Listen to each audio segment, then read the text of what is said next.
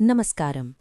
ఈరోజు నేను మీతో పంచుకోబోయేది చాలా అరుదైనది, చాలా శక్తివంతమైనది, మన జీవితాలను మార్చగల శక్తి ఉన్నది. మొత్తం ఏకాదశిల్లో 6వ ఏకాదశిగా జయ ఏకాదశిను శాస్త్రాలు పేర్కొంటాయి. అది మాఘమాస శుక్లపక్షంలో వచ్చి పవిత్రమైన జయ ఏకాదశి కథ. జయ ఏకాదశి అంటే కేవలం ఒక ఉపవాస దినం కాదు, ఇది పాపాలను కాల్చే రోజు, భయాలను తొలగించే రోజు, మోక్షమార్గాన్ని చూపించే రోజు. ఈరోజు ప్రధానదేవుడు ఎవరో తెలుసా? శ్రీమన్నారాయణుడు, శ్రీవిష్ణువు. శాస్త్రాలేమంటున్నాయంటే ఈ ఏకాదశిని నిజమైన శ్రద్ధతో ఆచరించిన వారికి పూర్వజన్మ కర్మబంధనాల నుంచి కూడా విముక్తి లభిస్తుంది అని. ఇప్పుడు ఈ ఏకాదశి ఎందుకు అంత శక్తివంతమో ఒక అద్భుతమైన కథ ద్వారా చెబుతాను. చాలా కాలం క్రితం స్వర్గలోకంలో మాల్యవంతుడు, పుష్పవంతి అనే ఇద్దరు గంధర్వులు ఉండేవారు. వారు గొప్ప గాయకులు.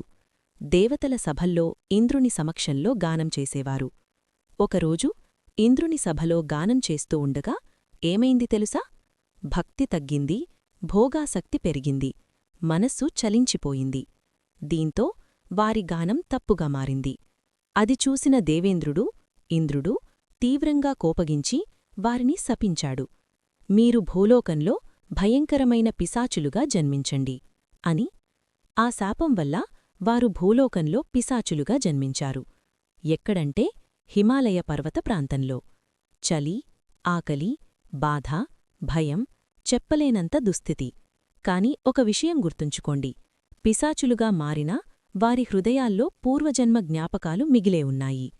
తాము చేసిన తప్పుకు వారు రోజూ పశ్చాత్తాపపడేవారు. లోపలలోపలే విముక్తి కోసం ప్రార్థించేవారు. అలా ఒకరోజొచ్చింది. అది జయ ఏకాదశి రోజు. ఆ రోజు వారి దుస్థితి వల్ల తినడానికి ఏమీ లేదు, నీరు కూడా లేదు. అనుకోకుండా వారు ఏమీ తినకుండా ఏకాదశి ఉపవాసం చేశారు. ఆ రాత్రి నిద్ర రాలేదు. తమ దుస్థితిని తలచుకుంటూ వేదనతో గడిపారు. అది తెలియకుండానే జాగరణ చేసినట్టయింది. మరుసటి రోజు ద్వాదశి ఉదయం అద్భుతం జరిగింది. వారి ఉపవాసం, వారి పశ్చాత్తాపం, వారి అంతరంగ భక్తికి సంతృప్తి చెందిన శ్రీమన్నారాయణుడు ప్రత్యక్షమయ్యాడు.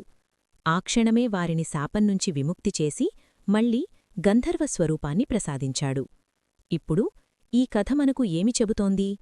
తెలియక చేసినా సరే ఏకాదశి ఉపవాసం భగవంతుని స్మరణతో కలిసినప్పుడు అత్యంత ఘోరమైన పాపాలను కూడా నాశనం చేస్తుంది. ఇది జయ ఏకాదశి మహిమ. ఇప్పుడు కొంచెం ఆలోచించండి.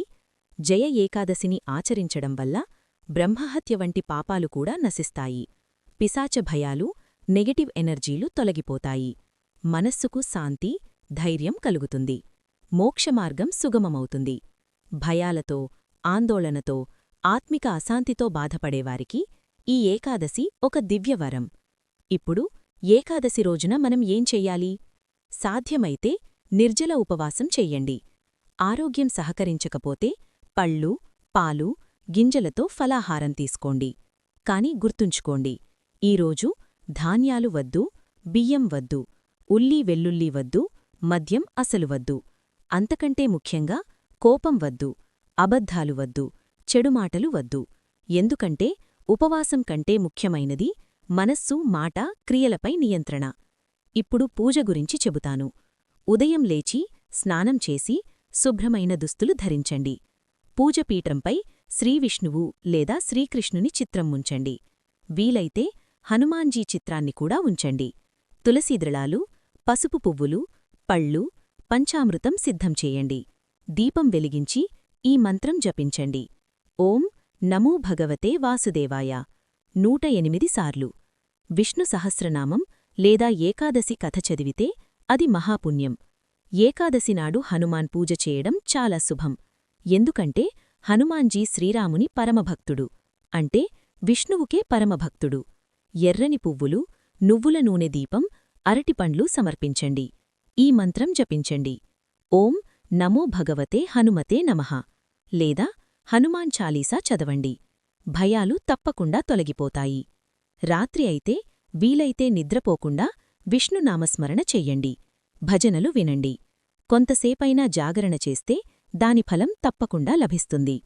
మరుసటి రోజు ద్వాదశినాడు శుభ సమయాన్ని చూసి ఉపవాసం విరమించండి. ముందుగా శ్రీవిష్ణువుకు నైవేద్యం సమర్పించండి. ఇంకొక చిన్న ఉపాయం చెబుతాను.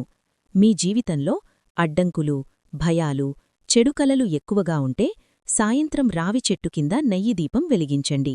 ఈ మంత్రం జపించండి. ఓం నమో నారాయణాయ.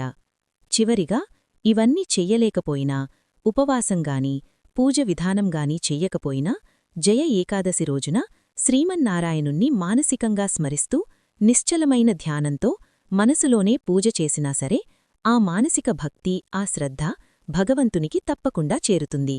ఎందుకంటే జయ ఏకాదశి ఫలం బాహ్యకర్మలకన్నా మానసిక ఆరాధన, నిజమైన భక్తిపైనే ఆధారపడి ఉంటుంది. శ్రీమన్నారాయణుడు తప్పకుండా మీ జీవితంలో మార్పు తీసుకొస్తాడు. ఎందుకంటే నిజమైన పశ్చాత్తాపం మరియు భగవంతుని స్మరణ వీటినే మార్చగల శక్తి ఉన్నది.